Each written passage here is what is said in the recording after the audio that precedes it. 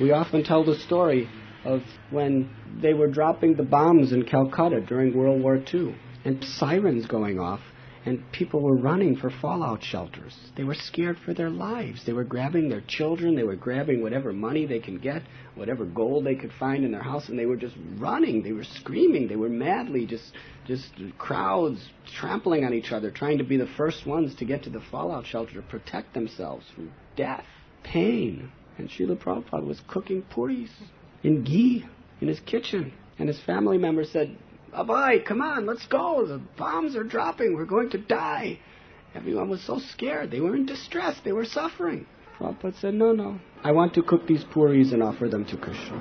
And he could hear the bombs. He could hear bombs falling everywhere. But he would stop. Krishna has come in the form of these bombs. Let me welcome him with nice puris. No distress. Even though it was imminent death and destruction of everything he worked for all his life. Because his mind was fixed on Krishna. He was simply enjoying every minute of it. This is Krishna consciousness. Krishna explains in the Bhagavad Gita that for one who controls the mind, the super soul is already reached. Chaitanya Mahaprabhu compares the mind to a mirror. When the mind is clean, naturally you see God. And when you see God, you see the perfect, absolute truth, the divine beauty, which is the essence of all beauty, everywhere, in and everything. Where is the question of material happiness and distress with that vision? But as long as the mind is polluted, as long as the mind is uncontrolled, as long as the mind is identifying, I am the enjoyer, and I can enjoy this, and I can suffer if this happens. To the extent we want to be the enjoyer, to that extent we have to suffer. To the extent we want to be the servant of God, to that extent there's no such thing as happiness or distress. There's only transcendental ecstasy, transcendental love.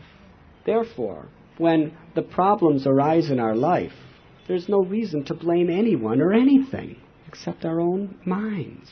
That's the problem. And there's only one solution: purify the mind, to make the mind Krishna conscious. No other solution.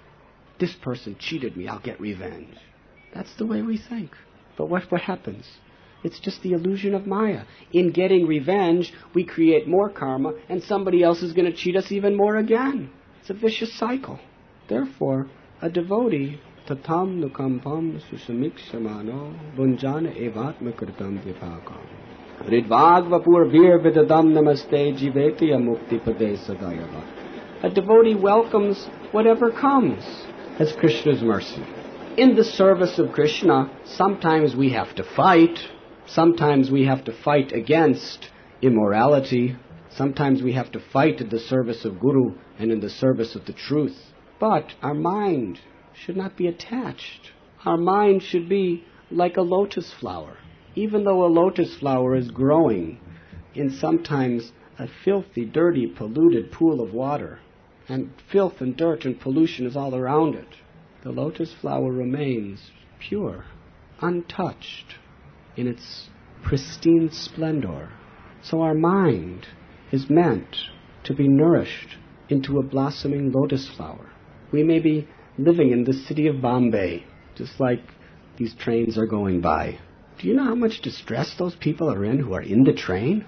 We're in a little distress listening to the train, but they're in it. They're crowded.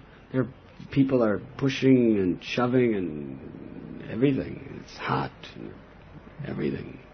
People are just hoping that they just get to their destination soon. And those who don't go by train, they drive by car. Bumper-to-bumper traffic. People running into you all the time, and at any moment, pollution, exhaust, rats, all kinds of greedy people trying to cheat you, people trying to exploit you, people trying to tempt you into all sorts of craziness. It's like a dirty pool. But a devotee, even in all of these circumstances, even if the planets are bad, even if it's a bad time astrologically, even if we're reaping the most terrible results of our work, even if the demigods are sending hurricanes and tornadoes and earthquakes simultaneously, even if our body is suffering terrible disease and everybody's just treating us like dirt, If all those things are happening simultaneously, if the mind is like a lotus flower, it remains peaceful. We have to deal with every situation according to the need, but we are not attached. Jesus said, be in this world, but not of this world. Krishna says the same thing essentially in Gita in greater detail, where he says, one who sees action in inaction and inaction in action is a man of real intelligence. So therefore, there is only one enemy in this entire creation, our own mind. There's no other enemy.